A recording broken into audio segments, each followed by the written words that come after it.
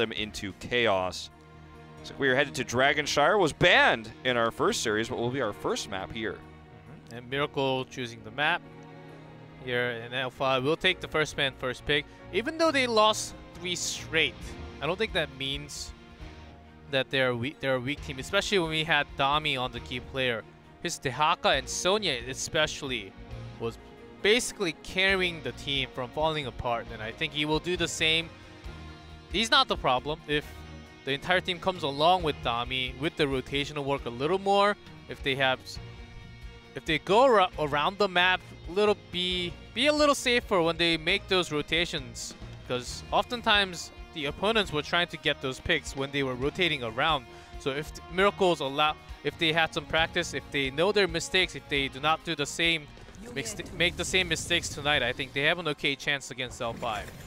So let's see if they want to take that same approach, as you were saying, go towards the early Dehaka pick, or if they want to try to support choke like we saw Raven attempt to do and fail versus Mighty.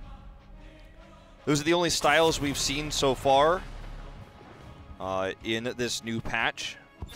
Will be already the Oriole ban coming from L5, still with the nerf to the level 7, or the removal, I should say, of the level 7 talent. They're still not interested in playing against an Oriole comp. So this starts to feel like, as I said, we might see mirror comps from last week, and so far it's looking that way.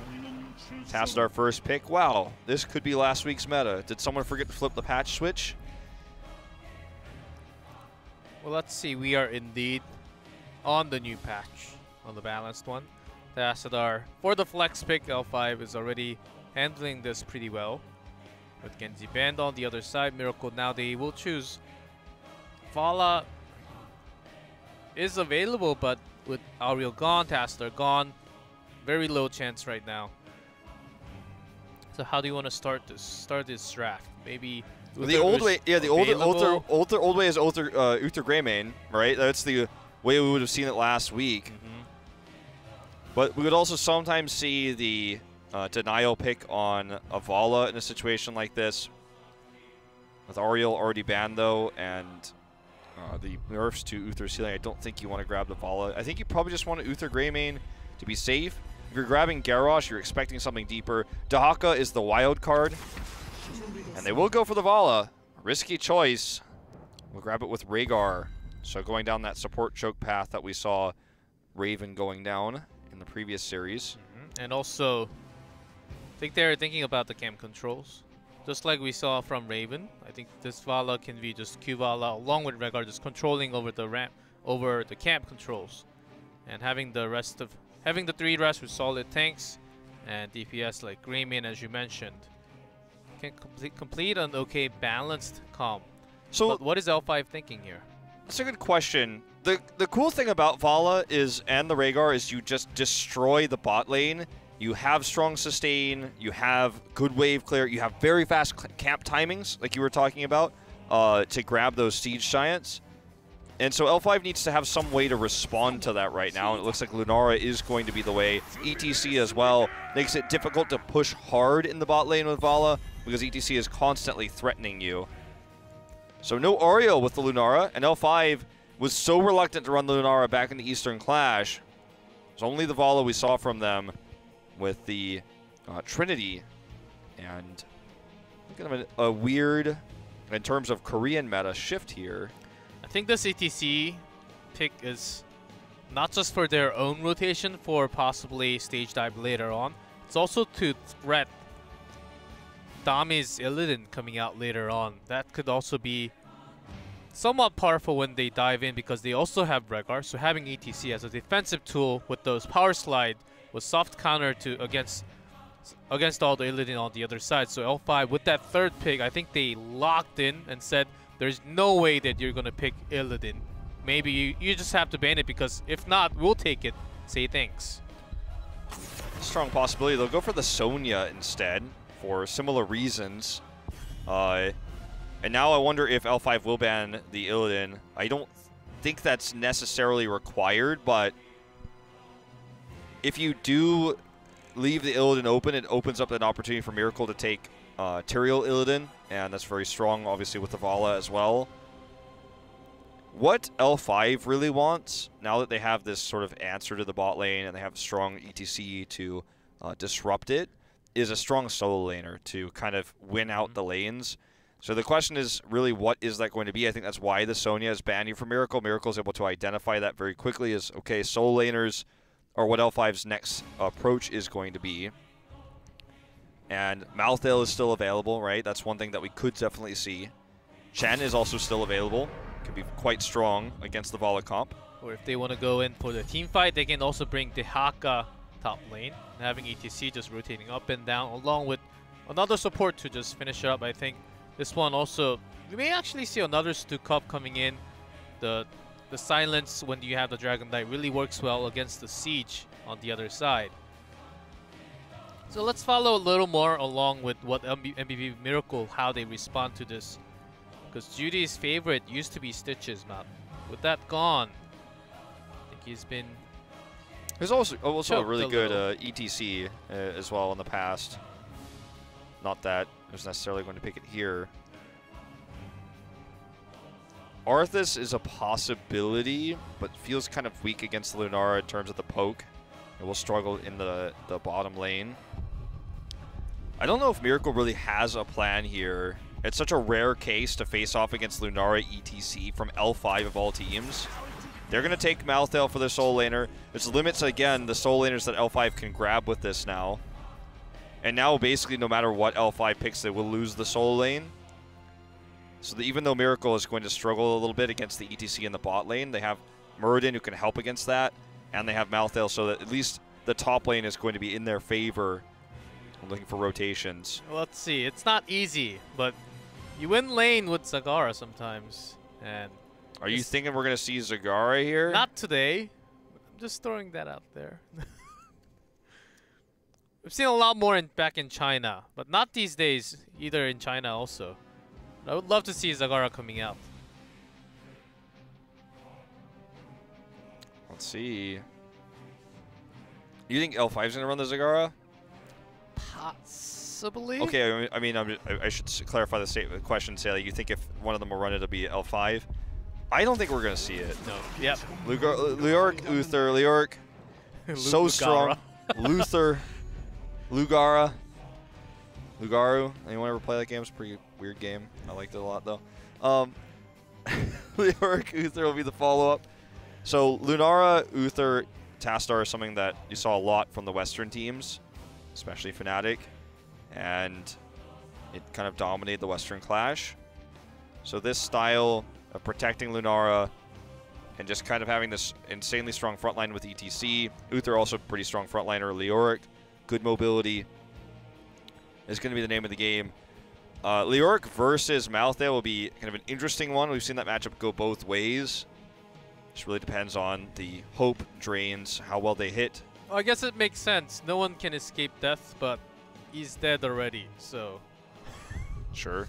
I guess that's the only one. Leoric will have a hard time for sure. All right, what's it going to be here? Abathur for the final pick.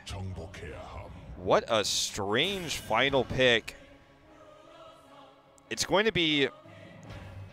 The thing is, if you're looking for Muradin ganks with Abathur in the early game, you have to lose lane in order to do that. Malthael will do pretty decent against Leoric, so it's not like he's going to be struggling up there to allow for those gank potentials. Can help you get a lot of extra control and a lot of extra soak for experience. There are definitely big reasons why Abathur is strong right now on this map, and we've seen him picked several times here this season already. Before we talk further about it, let's go into game number 1, guys. Dragonshire for L5 versus MVP Miracle.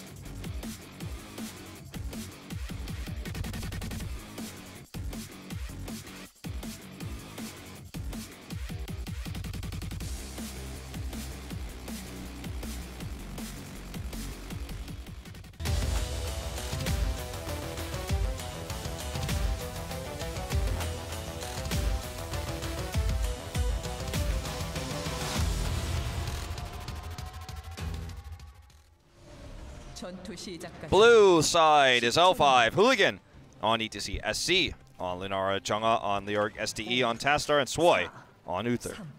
In red, MVP Miracle. Judy on Muradin, Dami on Malthael. Jaehyun on Rehgar, crazy moving on Vala, and Sniper on Abathur. Okay, that Locust got destroyed. First blood. Burst damage. So let's see where this all works out for the top lane, because we could. So part of the reason why they might use the Abathur here for early game is if we have the lane swap where it's Tassadar and Leoric in top lane, which happens sometimes. It happens a lot against Malthael. You have to send a second laner up there, which is exactly what they're going to do. Then look at Uther right now on the mini-map. When Dami gets cornered, that's when he goes for the gank attempt. When it's a solo laner up there, when someone else is rotating down, they have a swap, and the Uther with Muradin. I think I said Uther twice, so a mistake.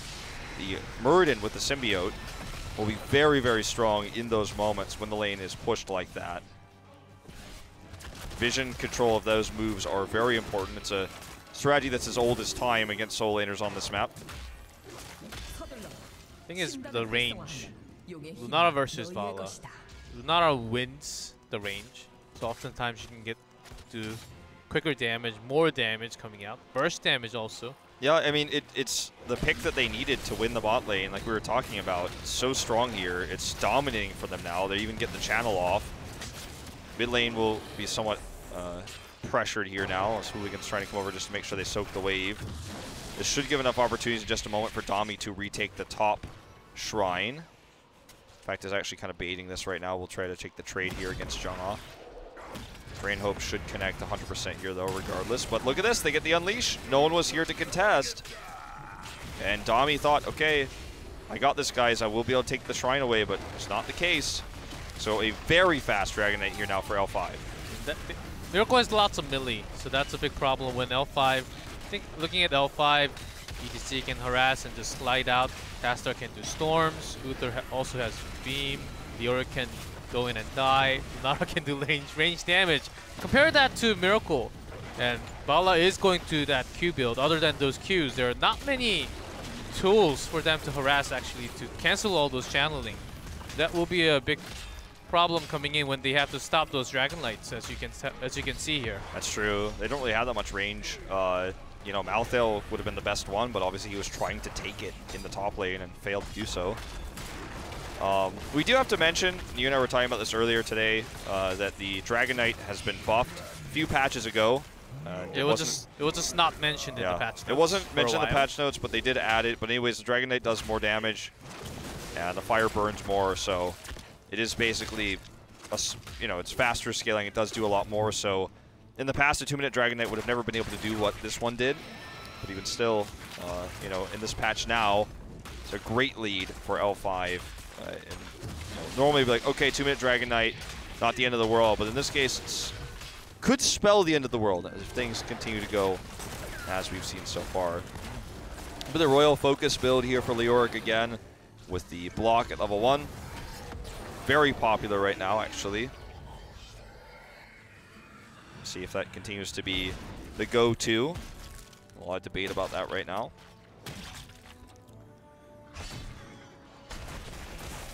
Okay, so this bot push is pretty incredible.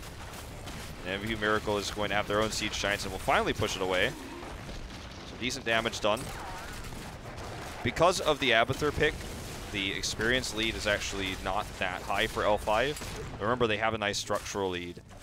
No one is dealing with the Malthael in the top lane either, so Tassadar is struggling. Leoric is finally heading up there right now. This could be a potential pick, as they don't see Leoric heading up there.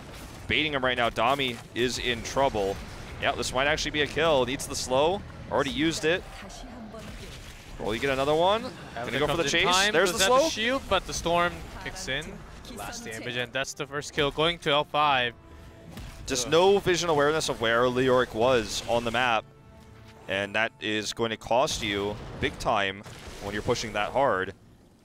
Trying to make up for the bot lane. Remember, this was always the struggle for Miracles. They needed the strong top laner.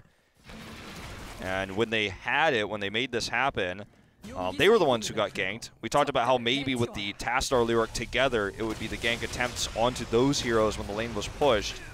The opposite occurs now.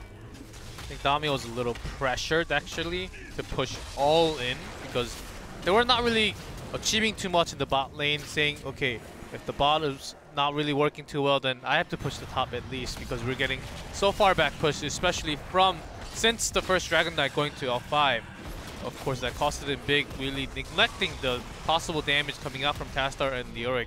It seems like they have no damage, but you just saw they have the gank potentials against Martio. Okay, they're going to take an advantage here. Oh, maybe not, though. They get caught. They get called out for it. This was a smart move, knowing they had vision control, and they knew that there were two top. Thanks for the leash. They got caught. Yeah, thanks for the leash. Got the free camp here now, and nearly a kill on the Crazy Moon, which furthers how well this lane is going to go now for L5. Level 10 is just around the corner as well. By around the corner, I mean they've got it pretty much right now. Hooligan in good position to deny Judy that power slide. They're just going to get another Unleash. And that's going to be 2 for 2 Dragon Knights. One at 2 minutes, one at 6. And the second one may be doing 2 forts at the same time. And Miracle should be looking for 10, but I don't think it's going to come in anytime soon. L5 will actually get 11 first. The big question is, where does Abathur fit into all of this? He hasn't really been able to do a whole lot. He kept the experience even early on, but he wasn't able to help protect against the Dragon Knights. He's one less body on the map before 10, before they have to clone. And he didn't do anything to stave off the lost bot lane, the losing mid lane, and didn't help in the ganks that were killing Dami in the top lane. One almost killed him, the second one did kill him. So the Abathur pick, I feel like, doesn't fit in here. At least it hasn't proven itself yet.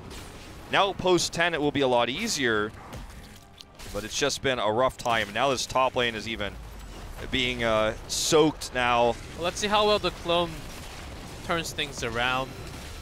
Which target it chooses to clone actually that well. It's been mostly Rhaegar throughout the new meta. I think you could make an argument for cloning the Muradin as well in this composition. But I'm guessing it's going to be the Rhaegar for extra heals, extra damage. Rhaegar has a lot of burst with his Wolf Bite, while also being able to provide extra healing to make sure Vala can carry the fight. So this is Q build Vala. And Hooligan locks in Mosh Pit instead of Stage Dive. Because they've been winning the rotational work when Miracle should have been winning with the Q Vala kicking in with Rhaegar too. The L5 stole that camp on the bottom too. And Mosh Pit, there are not too many CCs on the other side to actually cancel that Mosh Pit too. Yeah, Rain and Stormbolt basically are the only ones. And you don't really need the global effect when you already have a strong, pretty mobile top laner in Leoric, so just going to do Leoric things up here for a second while this is out of cannon tower ammo. Literally Leoric things. Yeah. What he's doing. The thing is that Leoric can have a free time because SC has a range, SC Sway, just keeping them safe with the double support. The Vala of Crazy Moving has not been doing too much work because SC with that range has been just out-soaking the damage. They wanted to actually set up a gank. Leoric was coming down, and because look at how quickly he can teleport back to the top lane with his Wraith Walk. It's so fast. So he just gets right back up there. Such a short cooldown. Royal Focus, and like, I mean, now he's got another one. Here's an Entomb. Dami is in trouble. Can he get out of here? Might be able to use his Tormented Souls. He will use it to try to survive, but he is going to die regardless. And look at that. Get a camp. Going to get a fort. This game is snowballing away from Miracle very quickly. Too quickly, I would say. Rapidly. It's painful. At a quick pace, it snowballs away. It's not even cold yet, but there's still snowballs. It's snowballing away. It's only September, G-Clef. This game is snowballing. Seems like it's snowballing here. Way too quick, man. It's a really steep hill, too, that snowball's rolling down. There's no bumps on it. They're controlling the Moon Shrine, but right after, they are going to get the Dragon Knight for sure. The rotations right now for a Miracle, they look lost. They do not know what to do. They're just catching the macro, and when this Dragon Knight comes, that may be both keep walls down. Well, we saw Jungha try to be fancy there and get the Entomb. Will still get his cooldown reset and just go right back to the Dragon Knight. 15 to 12. And at this pace, Miracle is just struggling. They have decent poke here with Vala to try to stave this off, especially with the Q build against the Dragon Knight. Solo target it down. Everyone's pushing in deep here to try to get that level 16. We're just on the edge of it now for them. nearly getting the double talent tier advantage. 13 is about to be hit for Miracle. So There it is. Keep your eyes on Vala versus Lunara damage. How much Lunara can do and how much Vala can do. It's gonna clone Vala actually. There's a good cleanse. Kind of a rare Vala clone here. Normally see this in Korea. Just for the siege damage, I guess, because the Dragon Knight has been kicking in. Looks like Jungha is going to be de-knighted here. Will have Entomb the second he pops out. Look at how much damage, as you say, SC can do. Slows coming in as well. We get another Dragon Knight Q. There it is. Pops out. There's the Entomb, just as we said, right after the expiration. Crazy moving is going to get healed. Nicely done by Miracle. They can turn this around. There's a Tormented Souls, but he is stunned and he's going down.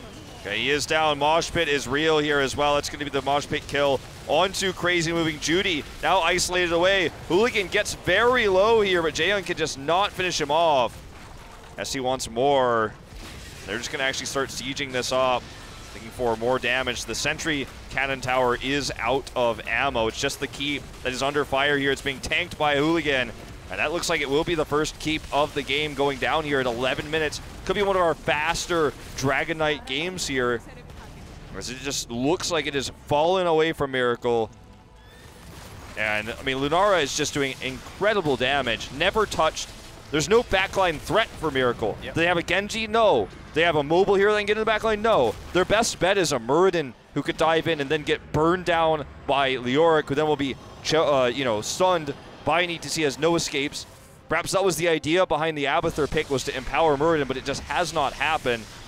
And I feel like there were so many other choices of heroes over the Abathur they could have taken. I think the best choice could have been Tyrael, along with Martial and Vala, just diving in because they need burst damage or some damage diving in to get Lunara. That was the kill that they need. SC, he's not even contested, so he doesn't even take leave because there is no way that damage is going to kill him unless he overextends hard, which he has not been doing at all in this game, and this game has been snowbally, as you can tell.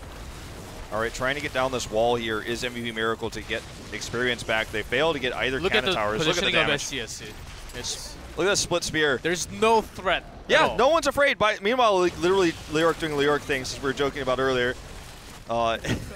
Just prepping those cannon. My Ancestral just got the kill on the Abathur. Will he die for it? I think he will, right? They're going to kill him.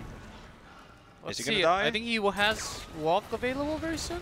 Oh, he's stunned. Go, Divine Shield! Onto Leoric. That's when you know. That actually will probably get them a perfect game, G-Clef. Jungha very, very, very low still.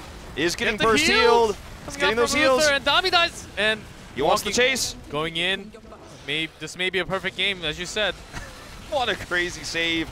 Divine Shield was so good. Got the kill onto Abathur. Was backdooring there. They won the fight 4v5.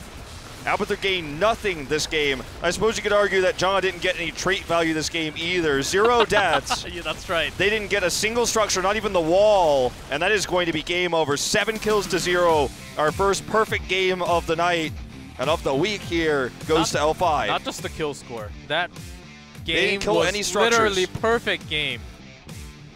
Perfect rotations. Miracle could not do a thing against what L5 did. And wow. Just wow from L5.